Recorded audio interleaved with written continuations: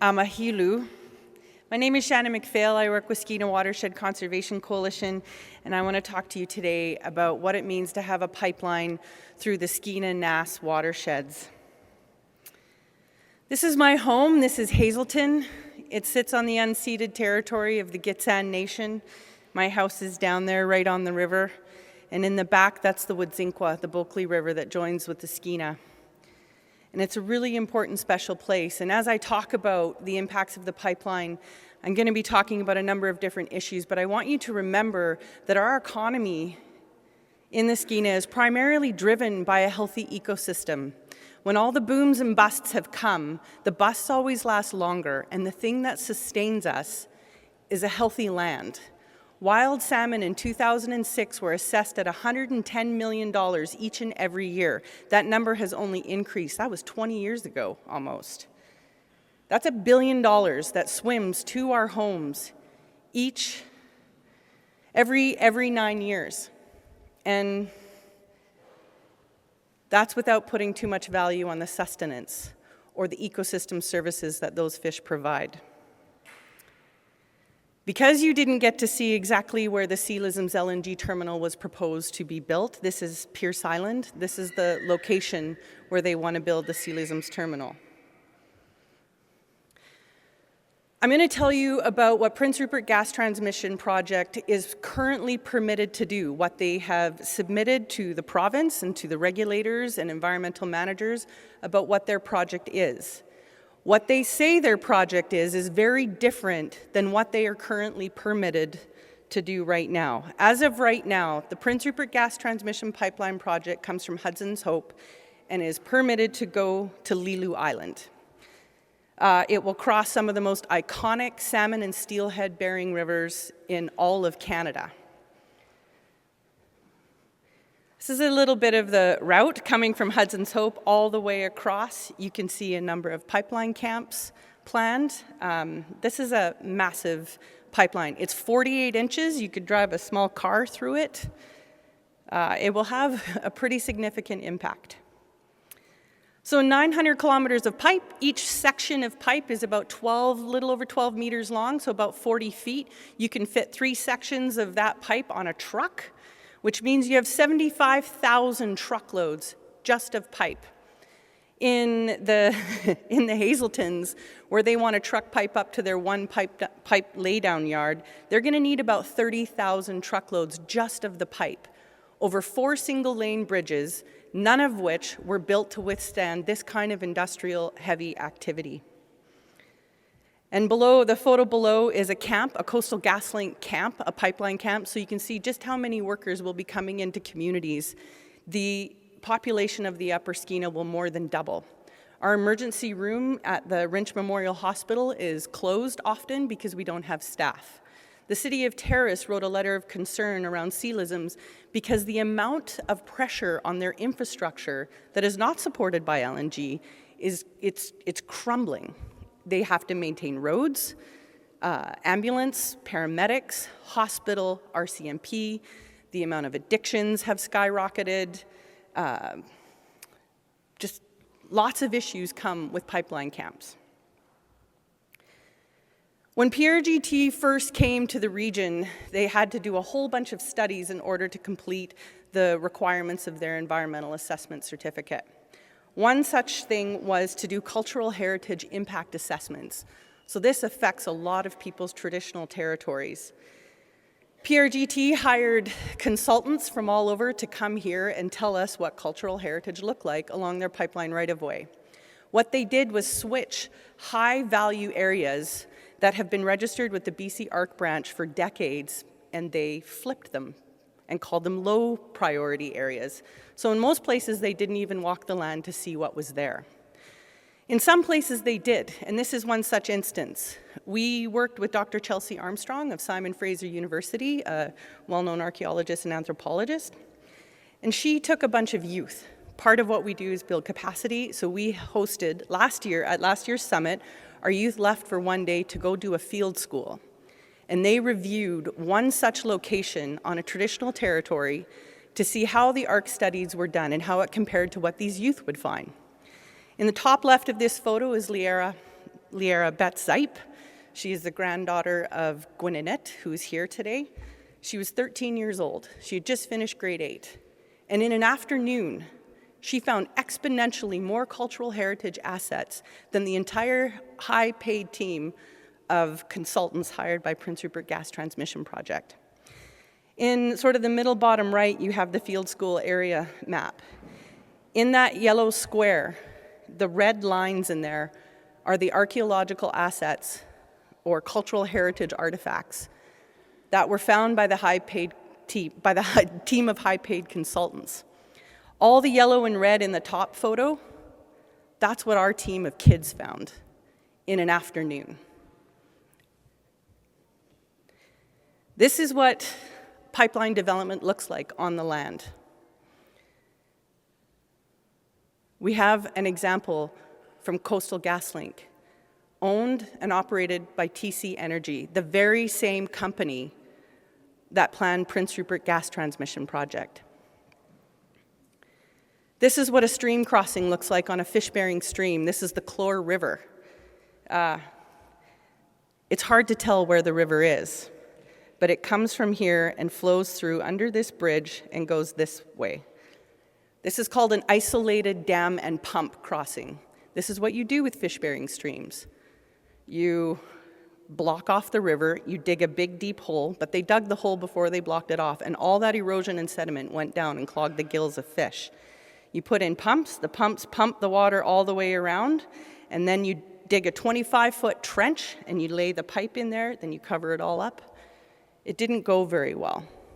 2 years in a row, with the snowmelt, it flooded the entire work site. All those hydrocarbons, hydraulic fuels, all pumped into the water. Not to mention all the erosion and sediment.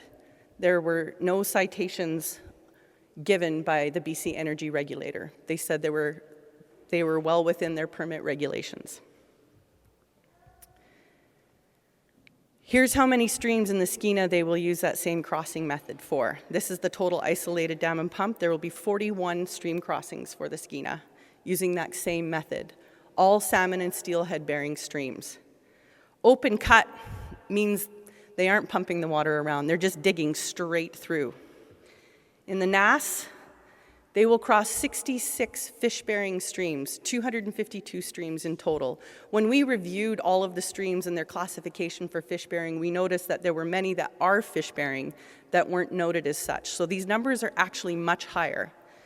On the Susquehanna alone, there will be more than 40 stream crossings on that tiny little salmon-bearing watershed.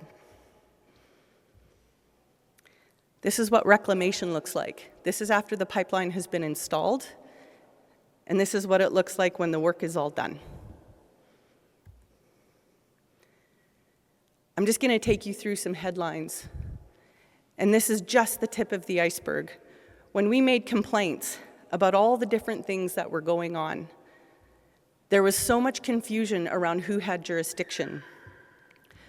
When we talked about concerns about fish, we learned that Coastal GasLink had actually self-reported to the Department of Fisheries and Oceans that there were high mortality rates of fish around their work sites.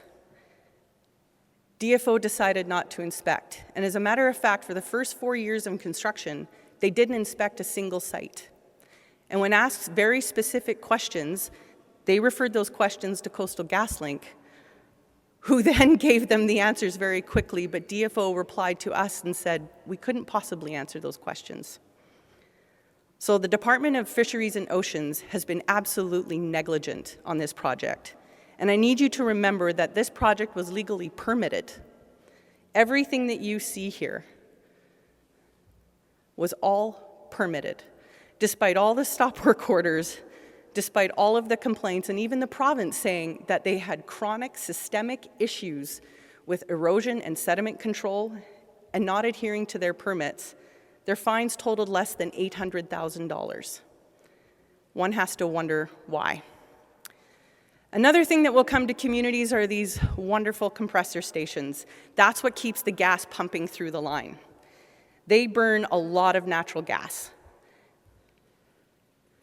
This is where one of the compressor stations will go close to my community, close to the reserve of Gittinmax, and on the traditional Gitxsan territory of Gutganooks, and right across the river from Delgamuuk. One of the major amendments that Prince Rupert Gas Transmission Project has received, they've received a number of amendments that has completely changed the project. This isn't the same project that was approved in 2014. What you see at the start is not what happens at the end. Since it was approved, there have been 5 major amendments. Those amendments have brought new marine jetties, new loading docks, new work camps, and more compressor stations, 8 more, actually. There are 8 stations. Each of them were originally permitted to have 2 compressor units. They now have 3. Each unit will consume 33 megawatts of power. That one unit will consume enough power to power 30,000 homes, and they will burn natural gas to do it. There are a lot of pollutants that come out of a compressor station, and when they assess them, they say there aren't too many human receptors in the area. We are those human receptors, our families, our kids, wildlife. They also didn't examine all of these pollutants together. They isolated them and said, if you got sulfur dioxide in this amount, it's okay. But they didn't consider what happens when you have all of these pollutants together. Some of the issues that these pollutants are known to cause, and this comes out of a number of medical studies, both in the US and Canada, these aren't whether or not they will happen. These are the things that absolutely do happen.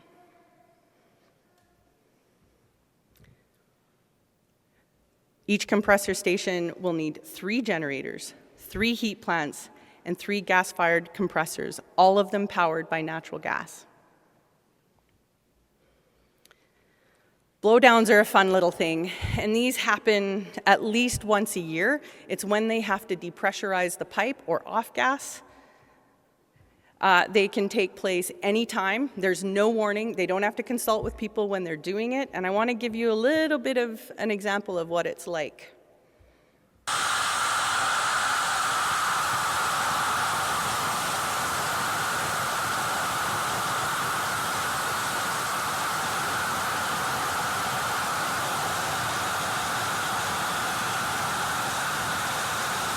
Not too awesome.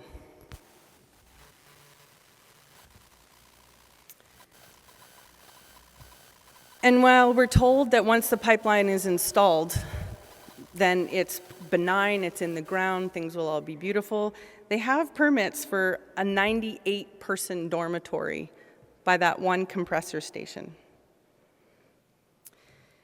The light pollution will never stop. There will be constant flaring, let alone the industrial lights around that compressor station that will shine 24/7. It will light up our entire valley. You will see the lights clearly from Gittinmax Reserve, from the Hazeltons, and the off-gassing, putting the pollutants in the air, will be a constant reminder as we see that light burning all the time.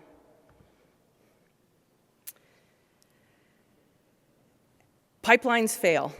It's not a matter of whether or not, it's a matter of when. It happens. It's a pretty regular thing. This is from a pipeline explosion 10 years ago, and this is one from just earlier this year.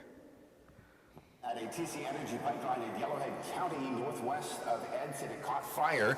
The company says a rupture occurred on a segment of the pipeline, a large fireball, you can see it right there, and plenty of smoke filling the sky. Local fire crews, along with Alberta Wildfire, are on scene working to contain that blaze that is still considered out of control. In addition to the dry conditions, the biggest challenge for firefighters here, also getting water to that scene. At a TC Energy pipeline in Yellowhead County, northwest of Edson, it caught fire. So right now, according to the latest consultation letter sent by PRGT, by TC Energy, we don't know where the pipeline is coming from. We don't know where it's going to end. We don't even know the final pathway of its route in between. They still have a lot of work to do, but they have filed for a construction start to begin in August, next month. It's not just the pipeline. It's the process by which this has happened. It's the example we've seen from Coastal GasLink that even what is legal and permitted, and when we think will be taken care of, that the permits and regulations will be enforced, they are not. We witnessed that with Coastal GasLink. The amount of cost of the fines that they paid in the end was less than 0.01% of the cost of that pipeline. It cost them less to break the law and push forward than it did to delay. That is a strategic decision to support shareholders and not the people who live here. It does not support the fish, it does not support human health, and it certainly doesn't support our economy, because we will be left to clean up this mess for generations to come. But in case you're feeling a little down about this, I just want to remind the people in this room that this region has a history and a track record of whooping some ass. It was the people in this room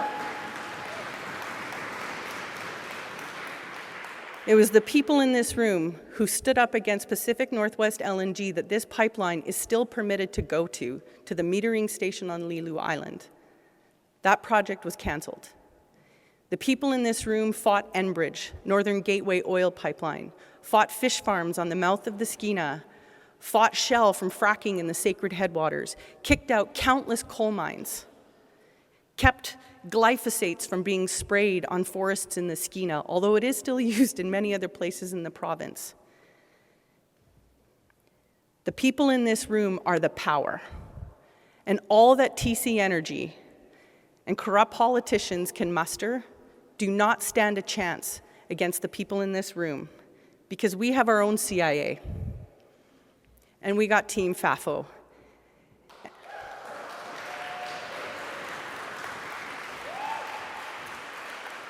That bottom photo is my family. The guy saying over my dead body with the 30-30 on his shoulder is my father. And I'd like to honor Richard Wright, who pulled so many of us here together. And in Richard's name, we continue this work as Team FAFO, as the Peace and Unity Summit, and as the people who call this place home.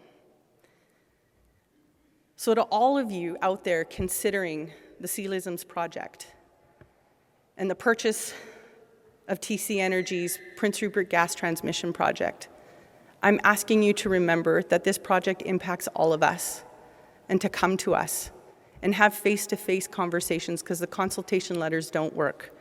And TC Energy never sells something that will make money. If it was going to make a lot of money, they wouldn't be selling it to you. So I'm asking you to remember your friends and neighbors, and hope that we will support the people who are looking to these projects in order to support their family. If anyone can consider solutions and a way forward, it is this place, because we've done it repeatedly. We are the people who are still here. We are the people who call this place home. And I really wish TC Energy would fuck right off. Thank you.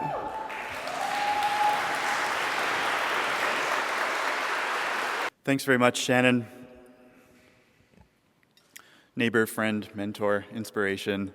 My name is Kai Nagata. I live in the Kispiox Valley on Delgamuukw territory, and I work at Dogwood with some of the people running the live stream today. And the PRGT pipeline route goes by walking distance from my front door. And so I'm really interested in who these people are that want to build a pipeline through the neighborhood and what makes them tick. So I've taken an interest in researching TC Energy and some of the people behind that project, and I wanted to share that with you today. We're looking at this in the context of intelligence operations, because that's who TC Energy has turned to in order to drive these projects forward, is veterans of the US intelligence community, the security state, and military, who have adapted their skills to the private sector in order to help companies like TC Energy make lots of money. So this month we were treated to some revelations thanks to a leaked tape from an internal session at TC Energy with managers who were being given a presentation on the activities of the geopolitical intelligence team at TC Energy. And some of the members of that team include a former White House staffer, that's Ed Burrier, top right, top left. Donald Trump's former Homeland Security advisor, that's Julia Neshewat, top right. Mike Evanoff, the former head of security for the entire State Department and all of the US embassies and bases overseas, that's Mike Evanoff, bottom left. And Liam Iliff, who was one of the presenters who's on TC Energy's lobbying team in Victoria, BC, and he's a former BC NDP chief of staff who walked over to TC Energy and claims to have achieved extraordinary results lobbying his former colleagues, including through methods which we believe are illegal in BC, in order to gain influence over government decisions. I want to drill down and focus on two of the people specifically, and the first one is Mike Evanoff. I don't know if you remember the Iraq War, Donald Rumsfeld, George Bush, Dick Cheney, and Condoleezza Rice. Mike Evanoff was the bodyguard and head of security to Condoleezza Rice, the Secretary of State for the US during their war on Iraq. He led a team of 75 special agents whose job was to advance US foreign policy during the War on Terror through the State Department, and was later appointed the Assistant Secretary of State in charge of all diplomatic security by President Donald Trump. He is now the Director of National Security Policy, Geopolitical Intelligence, and Research at TC Energy. So he has taken that skill set and those relationships and walked over to the pipeline company that we're talking about today. Julia Neshewat, his fellow executive at TC Energy, was a military intelligence officer during the War on Terror. She joined the office of the Director of National Intelligence and was later appointed Donald Trump's Homeland Security Advisor. And she is the Vice President of Policy and Insights at TC Energy. And these are the people coaching the lobbyists and the managers at the pipeline company. And so I have to ask myself, why? Why would you hire US intelligence agents at a Canadian pipeline company? What is the training, the relationships, and the mindset that they bring in order to help TC Energy achieve its corporate goals? And we don't have to dig very far to answer those questions. In fact, the intelligence community in the United States has open-sourced a lot of their training, and you can download this manual, Intelligence Operations, from the Joint Chiefs of Staff, that gives us insight into the common training and doctrine that all of these American intelligence agents are steeped in. There are 5 key concepts that I want to talk about that I think are relevant to the private sector intelligence operations of TC Energy. And those are understanding the operational environment, a concept called federated reachback, the idea of battle rhythm, red cells, and a culture of right for release. And I'll just touch briefly on each of these concepts. This is one of the directives in the intelligence operations focus paper, and they encourage all intelligence agents and people running intelligence operations to understand the operational environment, to see risks and opportunities. And I think we can see a really good example in the story of Lilu Island of how Petronas, a company from Malaysia, had a complete intelligence fail in terms of understanding the local environment and the community, specifically around Flora Bank. This is a photo of little smolts on Flora Bank, and this was something that flew completely under the radar of Petronas, and it cost them a huge project that could have made them a lot of money. TC Energy has corrected that mistake. They have gained a deeper understanding of our geography and our communities in the last 10 years, and they are applying that in order to create a path forward for PRGT pipeline, which is called the Prince Rupert pipeline, but now would go nowhere near Prince Rupert, instead going to this Lisims terminal on Pierce Island. They encourage officers to augment organic capacity with federated reachback. And essentially that means bringing in the relationships that they already hold within agencies that have more reach than a private company. And so we are looking at the tip of the iceberg. We are seeing TC Energy, a pipeline company that's traded on the stock exchange and has a building in Calgary and a building in Houston, but the relationships that those officers bring allow them to coordinate with the State Department, CSIS, and the CIA. That's federated reachback. That's what gives you depth in analysis and operations, is the relationships with national intelligence agencies. And you can see TC Energy pushing hard to change federal legislation in Canada in order to allow our spy agency to directly share classified intelligence with private companies in order to advance their commercial goals. They also talk about this idea of battle rhythm. This photo is a joke. I don't know what battle rhythm looks like in the TC Energy offices, but they're really into it.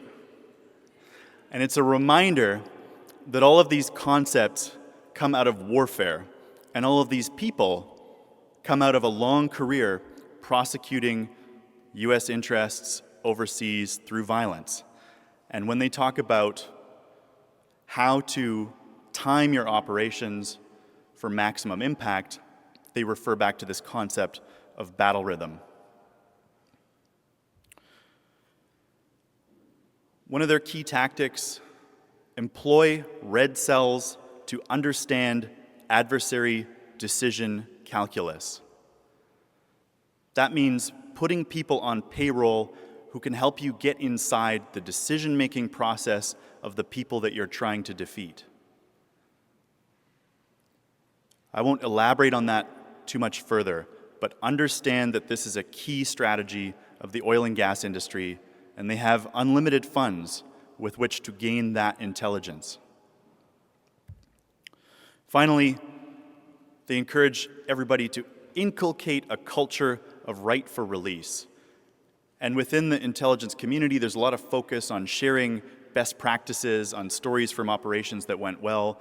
And I believe that's what got TC Energy in so much trouble this month, because they held a lunch and learn on Zoom with all of these former State Department agents and intelligence officers and lobbyists bragging about breaking the law in British Columbia in order to influence the decisions of our regulators and politicians.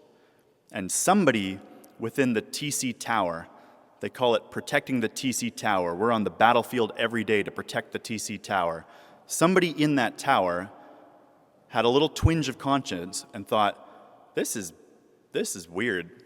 The public needs to know about this. And thanks to that individual, we now have tapes and transcripts of what they talk about internally.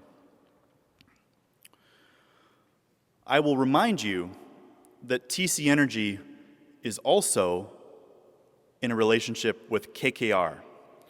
And KKR is a private equity firm on Wall Street, and their head of intelligence is David Petraeus. Petraeus was the top US general in Iraq and Afghanistan, and later served as the director of the CIA, and his specialty is counterinsurgency warfare. He wrote the manual for the US military on counterinsurgency warfare. And in 2019, TC Energy sold a 65% stake in Coastal GasLink to KKR using pension funds from teachers and public employees in Alberta. KKR is the major force behind the Coastal GasLink pipeline and the strategy that we have seen unfold on Wet'suwet'en territory over the last number of years. And they're also partnered with Pembina Pipeline Corporation, which of course has assets here and just made a final investment decision on another LNG terminal just south of us. I just want to play you a little video of General David Petraeus wearing his KKR vest, talking about their approach to the companies that they buy and what value it is that KKR brings. Once we've made investments, we help the companies that we own as they run into problems, and it's surprising how much actually you can help them with just sheer determination, boots on the ground, presence, and so forth, and working with host nation leaders when there are these issues that have to be resolved. Once we've made investments, we help the companies. He says it's surprising, actually, how much you can help them with just sheer determination, boots on the ground, presence, and working with host nation leaders. That's a term from the US wars in Iraq and Afghanistan, but he can't help himself. He still loves talking like a general. And so you have to ask, who does he mean by host nation leaders? Are our host nation leaders aware of who or what they are hosting?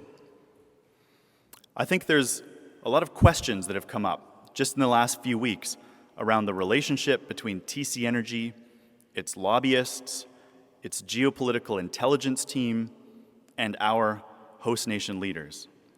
And we need to get a better understanding of how deep the integration is between this company and the BC government. Because if you listen to the TC Energy executives, they have our politicians wrapped around their little fingers. They say jump, and our politicians say how high. That's what they say inside the TC Tower. Here's what we do know. TC Energy went massively over budget on the Coastal GasLink pipeline. It was more than double what they planned to spend, and their stock price has been in free fall as they try to sell assets all over North America.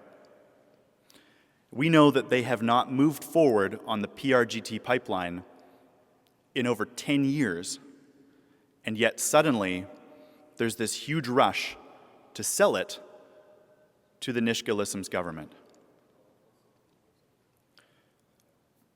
Has TC Energy been honest with the prospective buyers about the risks that come with building this size of pipeline through northern BC? Have they been honest about the regulatory hurdles and the legal hurdles that may lie in front of the project just over the next few months?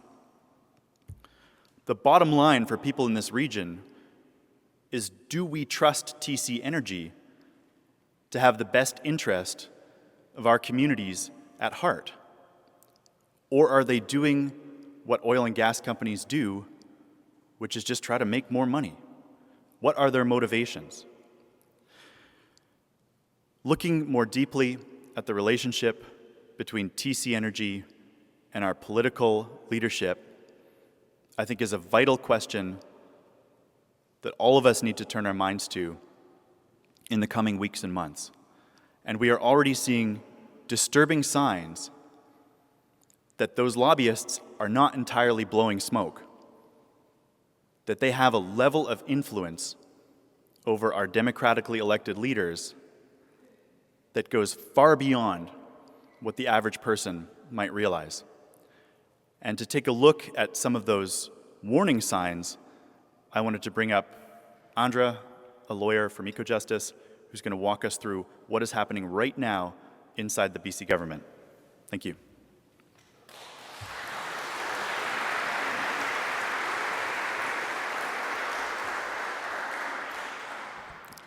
Thanks, Kai and Shannon. And I'm really going to follow up here on an example of what we're seeing about how can a pipeline that was approved in 2014 that is going to what looked like a dead project because of the work of so many people here suddenly kind of come back to life, and to borrow Shannon's phrase, be this zombie pipeline that seems to have reawakened, and suddenly construction is supposed to be starting in August, which we found out in June.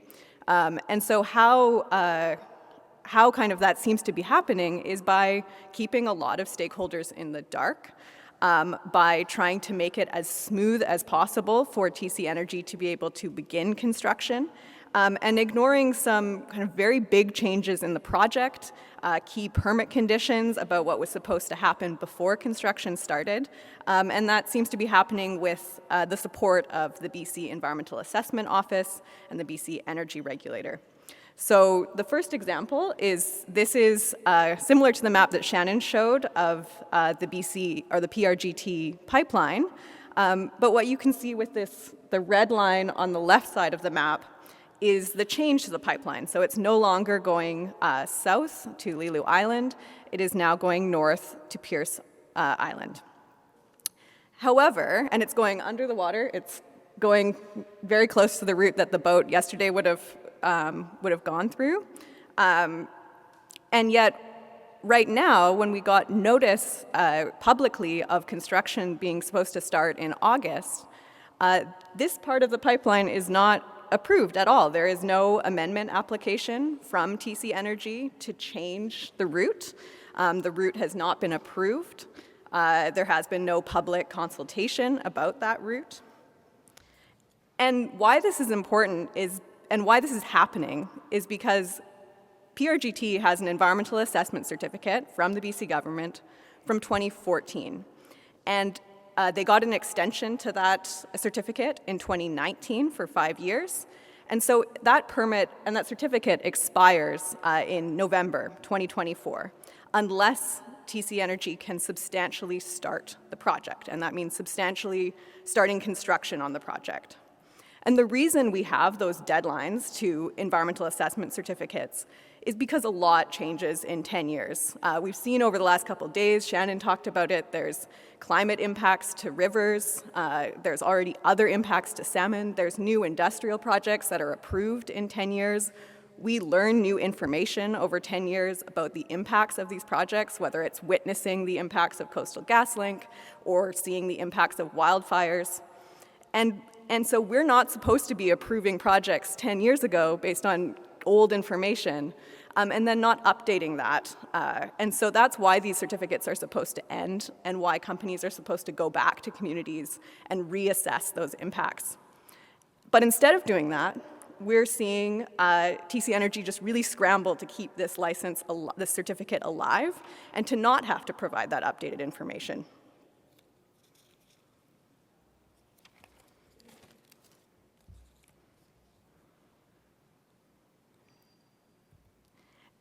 And so in addition to them not amending the certificate to actually go to the project that they're planning to make this pipeline go to, they're also doing things with the permit that actually allows them to start construction. So for the construction of pipelines, the BC Energy Regulator provides permits to the companies and each of these permits are on sections of the pipeline. So as we know from June, is they're planning to start construction in what's called Section 5 of the pipeline. And confusingly, they actually said Section 5B, which that section is not a section that anyone knows about. No one has a map publicly of what Section 5B is. We just know that they are starting construction on Nisga'a lands somewhere. And Section 5 of the pipeline, as we publicly know it, runs from Nisga'a lands in the west through to the Kispiox Valley, through Gitineau and Gitxsan territories. And no one has really been consulted about what's happening about the start of construction and where actually that construction is happening. And what we know has happened in order to try and get this pipeline construction started is that back in April, the BC Energy Regulator amended the pipeline, or amended the permit and split it so that construction could start in one section and that the people living in the other part of Section 5, so the Kispiox Valley, kind of outside of Nisga'a lands, would not be consulted or would not get information really about how construction was starting. And one condition of that permit that was amended in 2022 was the promise of a cumulative effects assessment for the whole project. And the reason that that's really key is because, again, as I said, this project was permitted 10 years ago. And so this addition of the BC Energy Regulator saying before construction starts, we're going to require a cumulative effects assessment that will be done in consultation with all the nations affected by the project, was really critical to understanding how conditions have changed in the last 10 years, what other projects have been approved that might affect the impacts of building this pipeline. And yet what we've seen is, despite that amendment, and because of these kind of secret changes that have happened since April, that cumulative effects assessment is not actually happened. It's not happened for the whole project, and it means that construction is planned to start in August without that assessment happening, and without anyone who's affected on any of these other sections of the pipeline really being informed about what even the BC Energy Regulator is doing before construction starts. And so I think that the theme really of what TC Energy is doing, what the BC regulators are doing, is keeping people in the dark. And I think I've at least witnessed, I'm from Vancouver, I work on unceded Musqueam, Squamish, and Tsleil-Waututh lands, but coming up here this weekend, really have witnessed the power of people sharing information, working together to push against these projects. And what we're seeing the regulators in TC Energy currently doing is, I think, knowing that, not provide information to people so that people don't all have the same information, and we can't share what's happening, what we know each of the regulators are doing, and kind of coordinate in that way. And so the way we really push against this is to start talking, is to start sharing the information we can find, and all using our different knowledge, our kind of insight into different regulators to try and find out what's going on and provide and share that information so that we can coordinate a way to push back against really the stretching of these permits and the attempt to kind of to reawaken this zombie pipeline. Yeah, that's it for me. I'm happy to take questions.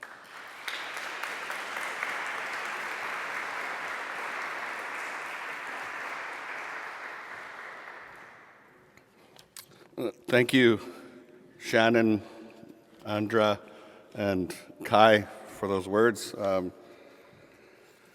Just listening to them speak quite often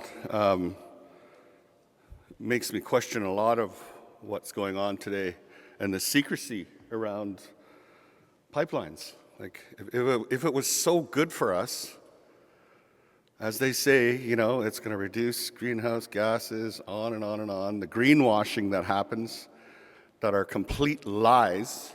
If you research it, a lot of the claims that they have are outright lies. With the project that's going ahead in Kitimat, if you think about it, they could ship every watt of power from Site C, which isn't full yet, by the way. They don't have enough water. They could ship every watt of power to Kitimat, and they still wouldn't have enough power for liquefaction. So you think about that, and who's paying for that? The taxpayers. We are.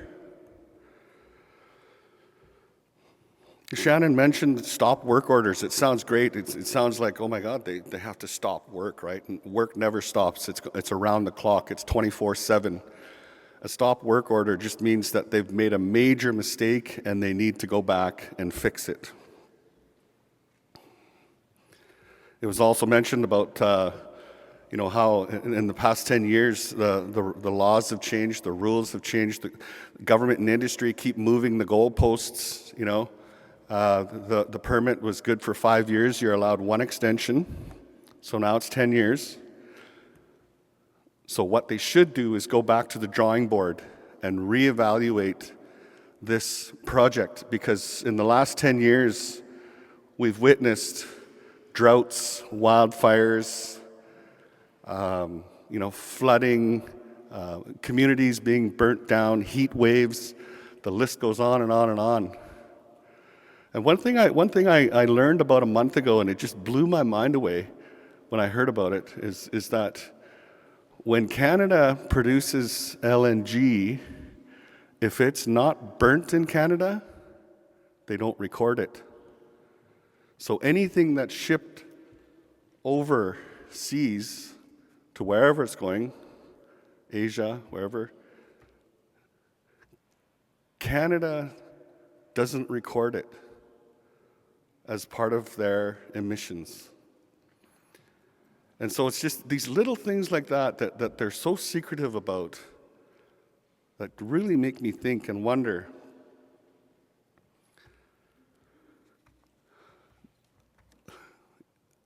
I want to pose a question, and I've asked this question on social media a couple of times, and I've never got a response. I'm asking this question to the Niska people. If this company is so willing to sell this project to you, and their only mission is to get profits, that's what they do. If they're so willing to sell it to you, you got to question that. Why are they so willing to sell it to you? Because it's a big risk. That's why. It's a huge risk. LNG is on its way out. And so they're all happy to get rid of it. Dump it on the indigenous people. Absolutely. And I've been contemplating over the last couple of days if I wanted to make this next statement, but again, to the Niska people, I've been up in their territory, beautiful territory, the lava beds, amazing. And they ask you to walk softly on our land. Our people are buried under that lava. They don't even want you to take a rock, and I've never done it. I've never taken a rock, a lava rock, because it's sacred territory. And so I asked the Niska people, if that territory is so sacred, why are you willing to put a pipeline over your sacred territory where your people are buried? Why is that okay? So, I just wanted to make a couple of comments. I'll hand it off to Drew and Grace again. Thank you, Hatmia.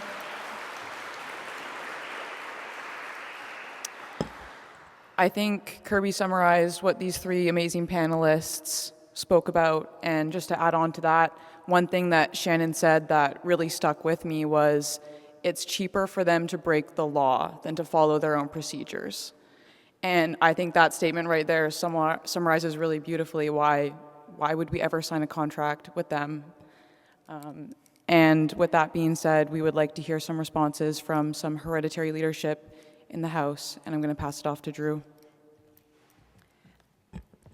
We'd like to call up Denise Was, Samogit Gwinanet, and Samogit Delgamu. Just a friendly reminder to be mindful of time so everyone has a chance to speak. Misai.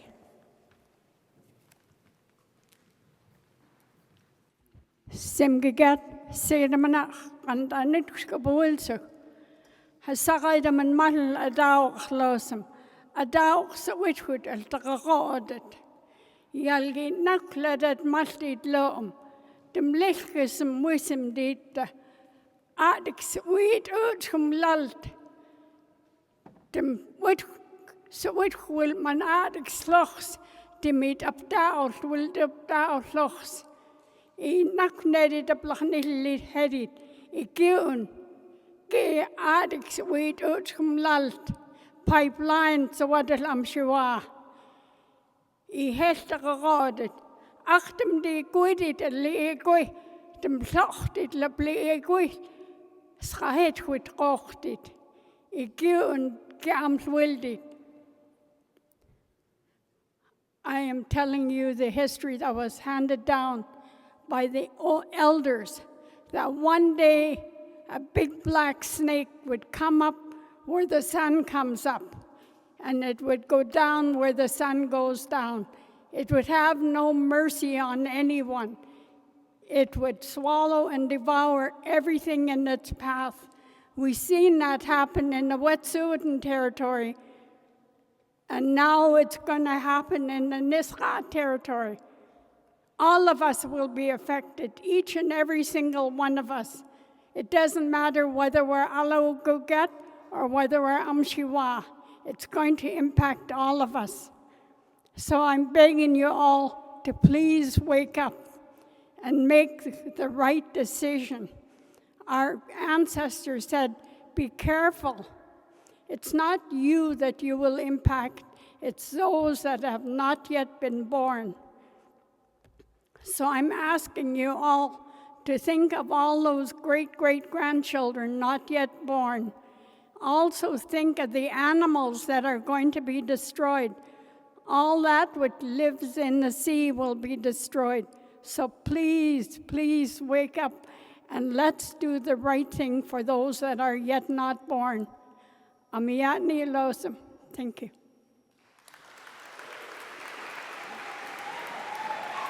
As I said a couple of days ago when I briefly spoke, my concern is the animals and especially the water. Where I come from, I've been living up in the headwaters in Nass for over 50 years now. I've noticed a change. We have no more creeks up there. 90% of the creeks are dead. There's no more beaver dams up there. They're all gone. Some of the mountains are barren. There's no more mountain goats, no more groundhogs, no more water. 2003, I took a helicopter from Terrace to Yukon border. 95% of the glaciers were already gone. 95%. That is 25 years ago, 23 years ago. And it's really important, like when I spoke, I talked about fracking.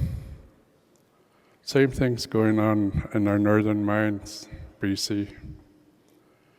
They're filling up our lakes with tailings, filling up our mine tunnels with tailings. And once that water is contaminated, it's useless. You can't refine it anymore. Same as the tar sands. I've been up there 3 times. Millions and millions and millions of gallons daily contaminated.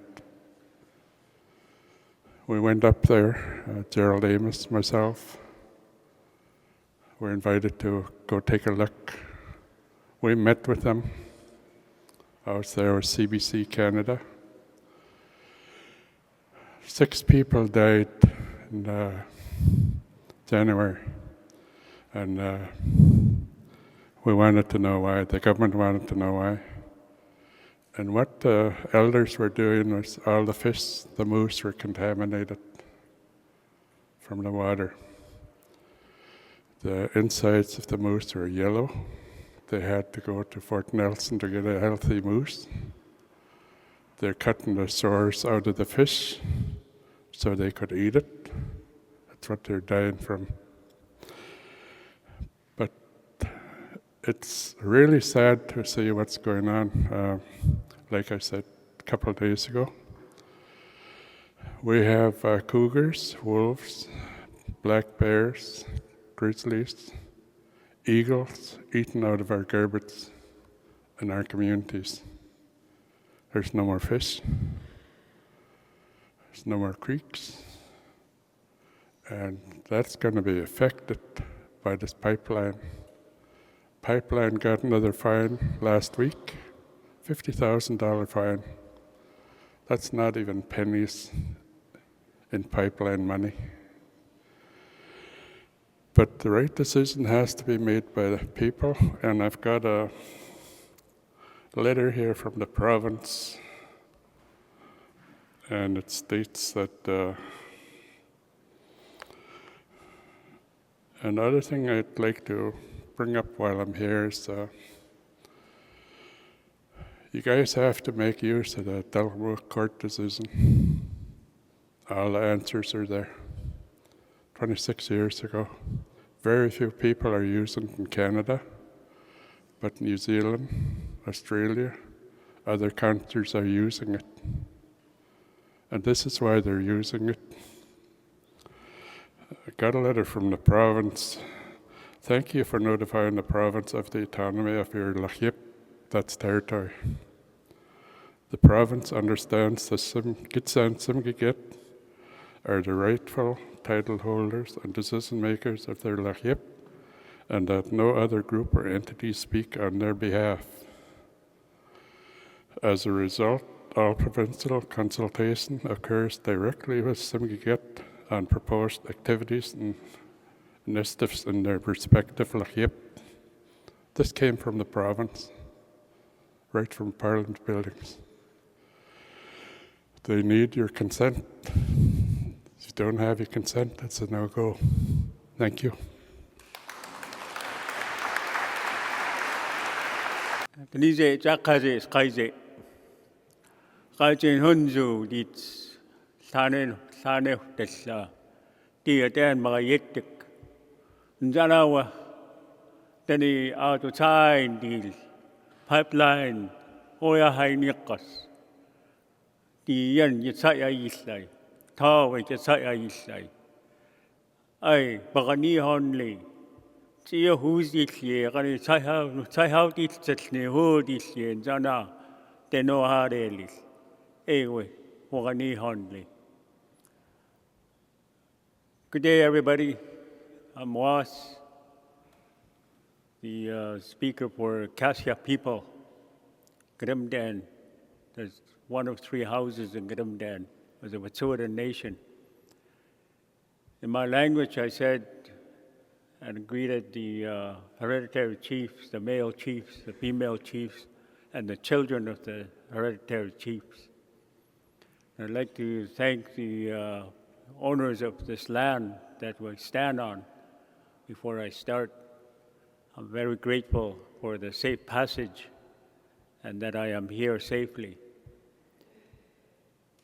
You know, the pipeline and all of the issues, mining, and all the developments that are happening. There's one thing that's for sure, and it's a clear message from the hereditary chiefs of Wet'suwet'en. If you believe in the Chief and Council, if you believe in the Indian Act, if you believe on the reservation that you live on, you are doomed. You are wrong. That is a clear message. And if you believe that the government is telling you that this is the way to do it, this is the agreement and this is the money you will receive, you are wrong. You are doomed. You know, there's one meme that I've seen from Africa. And this gentleman was talking, and it gave me a clear message. The gentleman was saying this: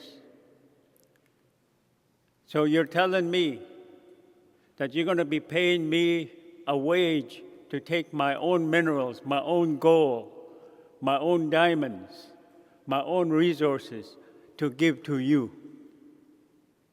So you're telling me that I will have a job to give all of my resources to you. There's something wrong with that. There's something wrong with the picture here. And we here in our own land get a paid position or a paid wage to take out our own resources and give it to someone. There's something wrong with that. There's something wrong with that picture. So in our teachings, the way we were brought up, do not be afraid to say that this is your land. Do not be afraid of who you are and say who you are. Wet'suwet'en, Do not be afraid to walk down the street and say, I am Wet'suwet'en. I am from this nation, and this is my land. Do not be afraid to say that. Those are the teachings that we were grown up with. The training that we had, the training that we were given by my father, by my uncles and the other men, the traditional men. We had campfires. We had talks about all this that was going to happen. Be prepared. Say this message to those that need it. The message to the chief and council. They are our people too. Sit down with them, talk with them, and tell them you're from a house. You're from a clan. You are Wet'suwet'en. You are this nation. You must sit down and talk and look at this picture as one.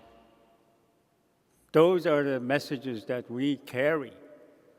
And we have to be strong, and we have to be strong in delivering that message.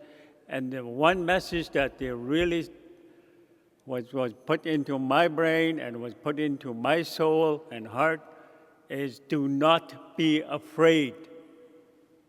Stand up. That was the message that was brought into me, that was bred right into me. And this morning, I was going to leave, but I had a feeling I had to bring this message. There's a reason why I'm here. There's a reason why this happens. And there's a reason why this warriorship needs to be brought back up.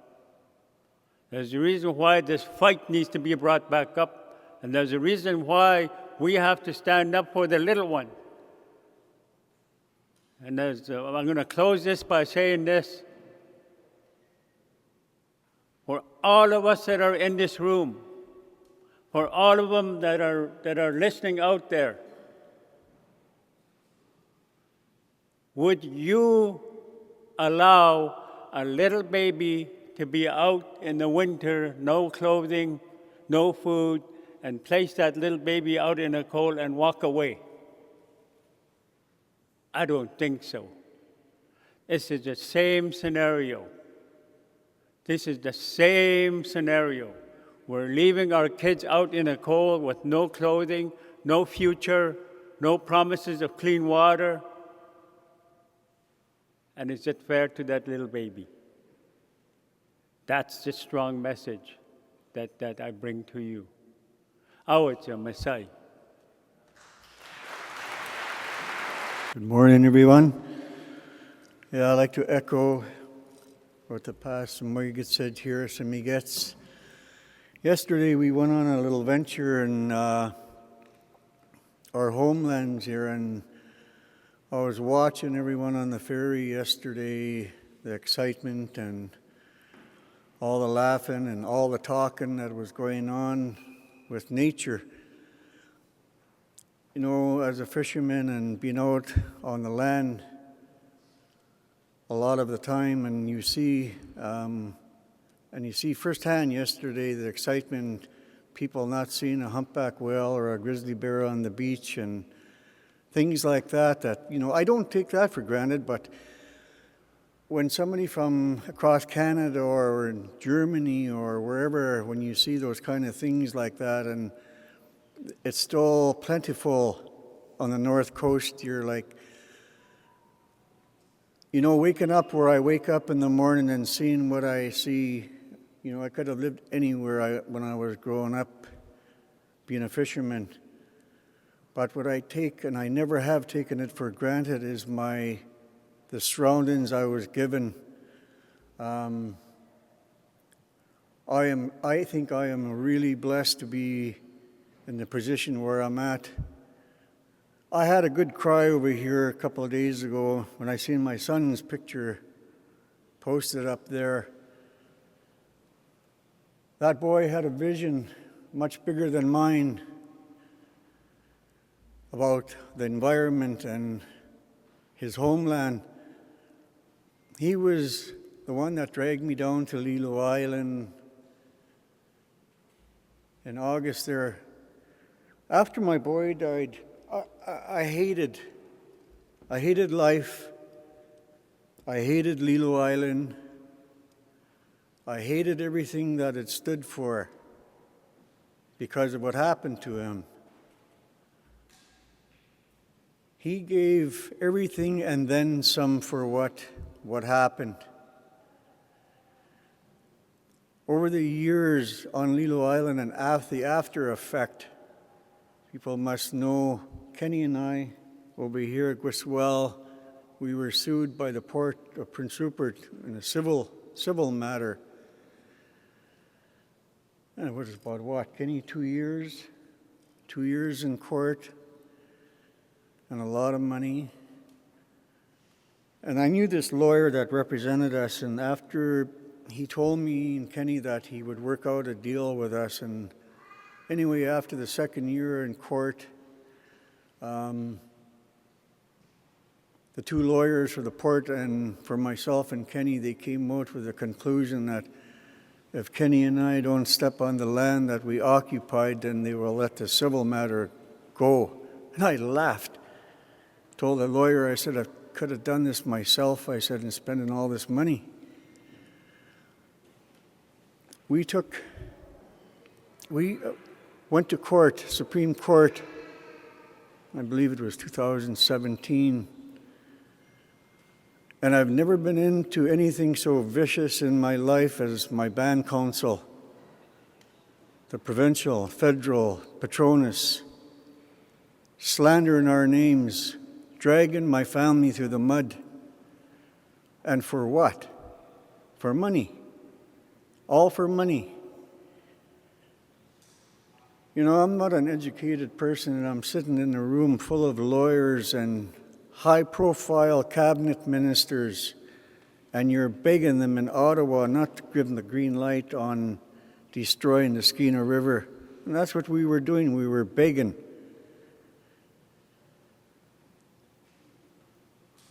You go back into the documents, you go back into the history of your own chiefs, your own people, of what they were doing back in the day when they were fighting not to be put on the reserve. When I was out there yesterday, every day when I'm out in the water or anywhere on the land, I thank the government for putting me on that land. The most beautiful land I've ever come across, the richest land I've ever come across in my life. There's a lawyer in our village. She's from Vancouver Island. She's married to one of our guys there. And she can't get over the bounty in our land and what we're able to take. She said where she lives, there's absolutely nothing left. When they go out digging a clam, they're limited to what they can get. They can't shoot. They can't do anything.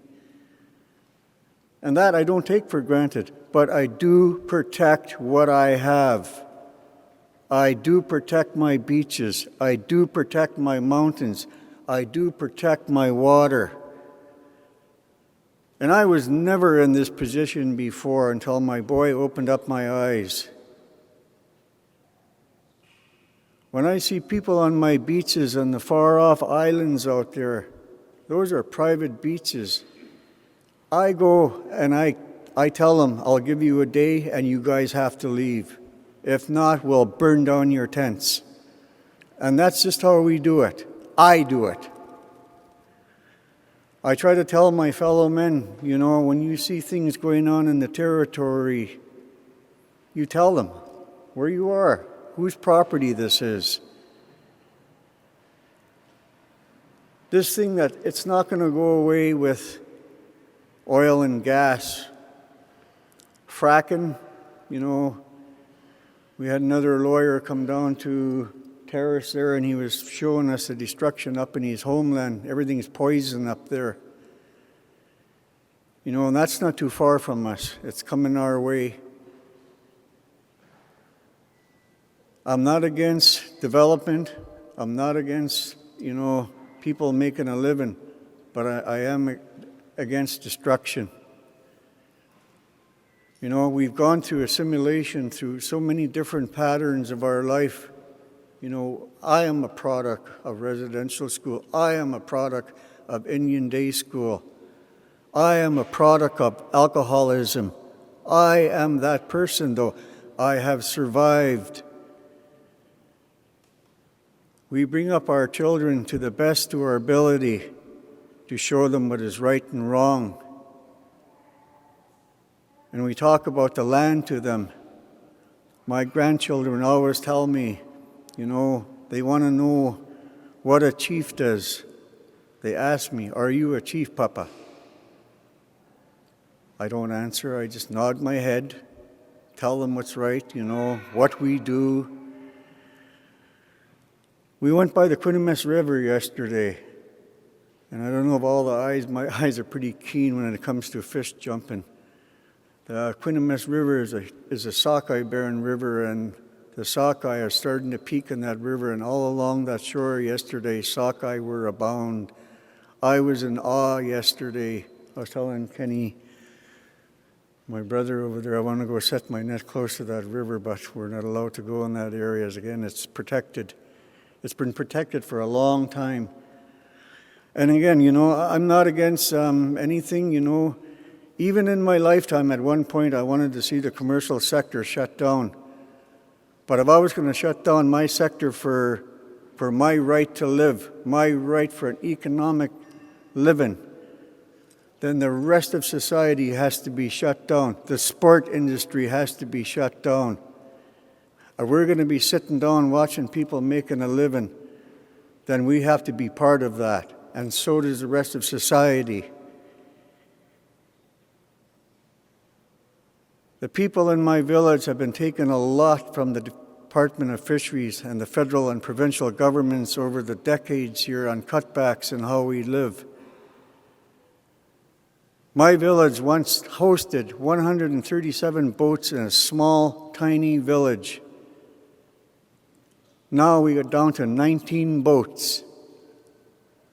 And all these men that are in these boats are all of age. There is no young men behind us. There's no young women behind us. I always go back to the letters that our great-great-grandfather wrote to the Dominion of Canada, you know, when he was asking for the land that he wanted to see. And they already had it. They already had it in their mind 150 years ago what they were going to do to us. They were going to kill us all. One way or another, they were going to do it, they thought, legally. But it turned out to be a disaster. You know, I could go on and talk about contact. I could go on about what they did to us in our village when the Hudson's Bay Company came to our village. There was nothing good that came out of it. Nothing. I was on my beach one morning a few years ago, and it was snowing heavy, and I just wanted to get out of my house and walk. I live right on an island where we have a big beach there, and this old man was standing over on the bank. And I was quite a ways from him, and I knew he wanted to say something to me. So I walked up to him, and I said to him, "What happened to us?"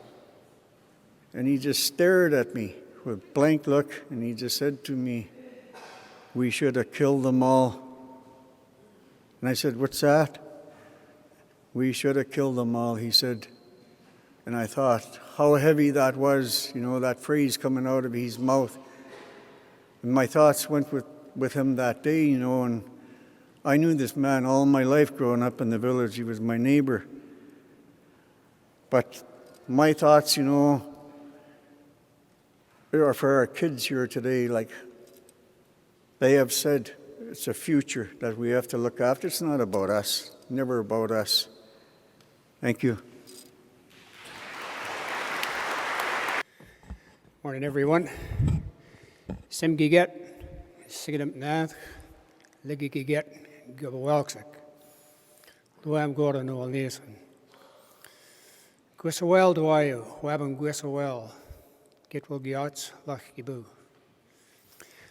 I listened to these gentlemen, Smoiget Was, is it? Smoiget Was, Smoiget Yahan, the words they say. And I like to echo all what they say too, but they've already said it, and it's words of great importance. You know, we only have so much now with the world that's being destroyed. How much more time this planet has, I don't know. How much more can it take? I don't know. And I said years ago when I was interviewed on Lilo Island that I want to be able to show my grandchildren what a salmon looks like, not show them a picture of what it looks like. We're in scary times, very scary times. Going back to, I'll touch up a little bit on Lilu and how bad that could have been. It would have been really bad for us at the mouth of the river, and it would have been bad all the way up the river to the headwaters if this thing was built.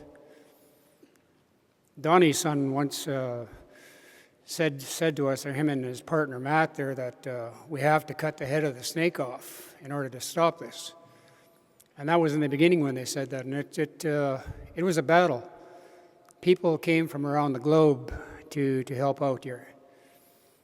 He started out with a little makeshift tent. People were walking in mud with no shoes on out there. When I first saw that, I was just amazed. I could not believe what I was seeing. But as it went on, the band stepped in and helped us to put a building there. And people brought tents. There were just so many people that cared about what was happening. There were a few funders that put some money forward to help us with the cause. There's a Steelhead Society, I believe. They donated a boat, a jet boat, to help us with this. And the battles got really intense. They got really intense. They got scary intense. We had people come out there and threaten people's lives. You know, and that's how I got started. I was fishing over in Haida Gwaii, and I got a phone call about what was going on, and my wife was on the island, so I just told my cousin, pull the gear, let's go back and deal with this. So we pulled the gear, came back, and tried to deal with it as best we could, and then when I was about to leave, Jahan here says, where are you going? I'm going back fishing. I got to make a living. And he said, well, this is your island. You got to stay and fight for this. I had just feasted my name about 6 months before this all happened. I had no idea I was going to be doing what I had to do. But the chief spoke. I responded and got into it heavy duty along with all the other people. I won't go into names of everybody that was there, but the people that were there really, really cared for what was going to happen, if it did happen, how bad it was going to be. So we fought it tooth and nail. And I got to say that the people we were fighting against had so many lies. I mean, it was just incredible, the stuff that they were making up about us. And they were stopping at nothing to make sure this goes through. So I look at it today and I see that, yeah, we did manage to stop it. It was with great effort on everybody's part that took part in it. And I'm thankful that everybody that did show up, they showed up at the right time, and so many, like Murray Smith there, I mean, he played a big part. He was always a voice. He stood with us. He stood with me and Jahan. There were so many people. It scares me to think that it's going on even today. It's been kept really quiet, but rumor has it that they are looking at Lilo again, as to whether they're going to put part of that pipeline on there again or whether it's going to be storage for containers. But the word on the street is that they are looking at it. So we're not only dealing with Pierce Island, you know, that's on our territory, and they're going to build there anyway. We were told in the beginning it's not going to happen. Well, they're pushing forward, and to me it looks like it's going to happen. So there will be another battle, there will be another war, and we have to be ready. Spears and shields have to come out again, and just we have to do our part. I listened to Smoget Wass's words there about protecting for the future. I've had a good life throughout my years. I've been like everybody else, had ups and downs. And so now it's our turn to look out for the children, for the young people. And I think it's imperative we stop what's going on up in the Nass River and just fight for our future generations, fight for the fish. If something goes wrong up there, then the Nass River fish are in trouble. Not only just the fish, but everything that lives in those waters. So yeah, I'm ready. I know Yahan's ready. That's not within our territorial boundaries house-wise and tribe-wise, but if we get called on, I'm pretty sure we're going to react. We've done it once, we'll do it again. I think it can be stopped. We just have to all apply. We all have to be as one. All nations, fight this thing and stop it. Thank you.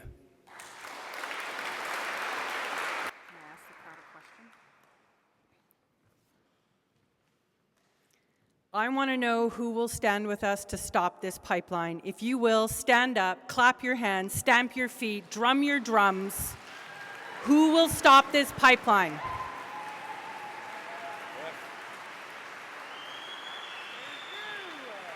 I would like to call up Louis Wagner from Metlakatla, Alaska, to come and say a few words. I know Louis traveled a long way to be with us today.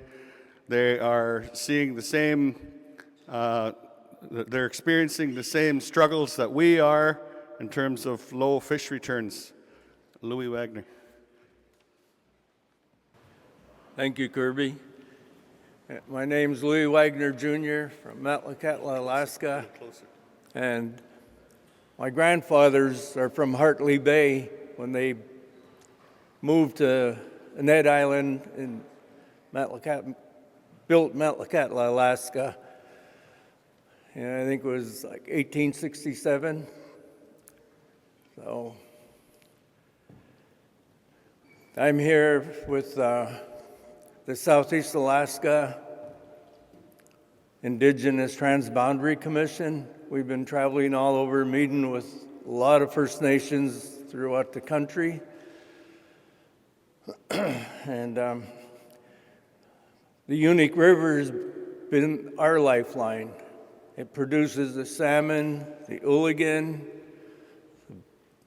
the moose, and there's two mines going on it right now, the Bruce Jack and the KSM, and the Esky Creek mine is really close to getting their permit to develop, be the second to largest mine in the world.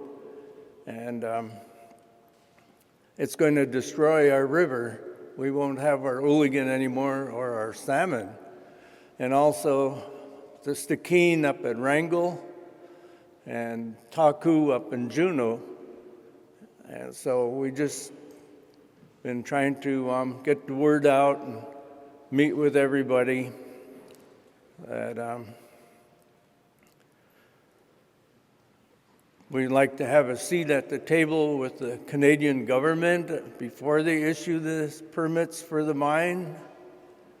And we thought we were getting fairly close, but now we're not. And I guess the mining people says, well, if we destroy the salmon, we'll put in a hatchery. Hatchery's not the answer. I do not like them. We have it on a Ned Island, and it's destroyed two of our major streams. And I won't eat that fish. It's, you know, they feed it pellets. It's not safe and healthy. It don't taste like our wild salmon. So we catch our own wild salmon. And we're just really hoping to eventually get a seat at the table so we can voice our concerns. My family, for over 10,000 years, have been the caretakers of the unique river. We have a red sun painted on the rock wall down below mean low water with the sun rays coming off of it, and it's estimated to be over 10,000 years old. What they used for paint, I don't know, but you couldn't get it from the hardware store. It wouldn't last. And what is it, about 20 miles upriver, we have another one that our ancestors painted on the rock wall high up on the bluff, marking it as our river. And no one was allowed to go in there and just go and fish back in the day. They had to get permission from my family. See, I'm Tsimshian and Tlingit. I'm Tequadi from the San Yuquan and a brown bear. And it's just,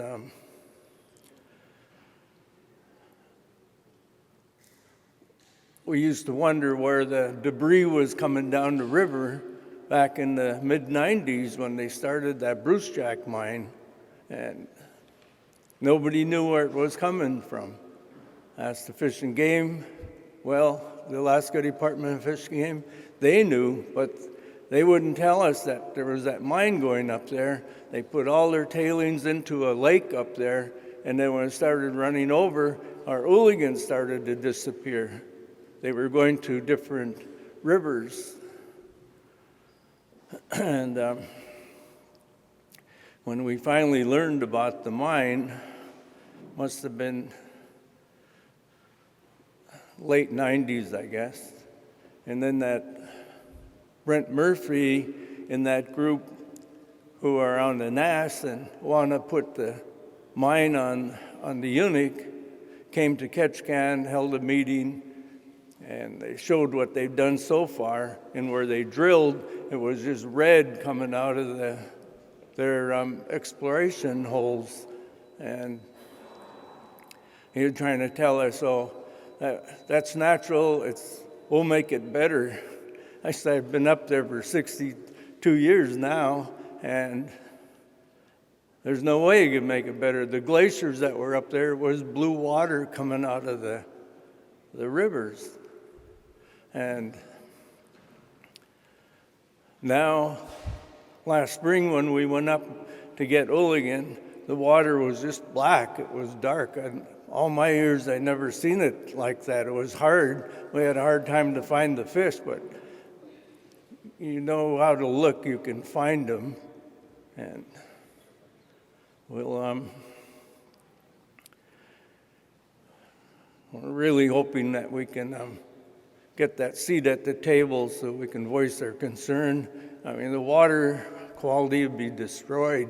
It's a small, shallow river, but it produces a lot of fish for all of us. So, all we can do is keep trying and getting the word out really good. We've had a reporter from Vancouver put a good article in the paper making people more aware of our situation, what's happening with these mines. They're destroying the earth. And we had another reporter, he go up the river with us, along with my colleague over here, Sonia, this spring, and when we got the Ooligans, and he tried to, wants to put his article out in the paper, and I guess the Daily News and the other, like Anchorage and them, they won't pick it up and put it in the paper. They don't want the people to know that there's fish up there and a lot of Ooligans for a long time. So all we can do is keep trying. Thank you, Kirby.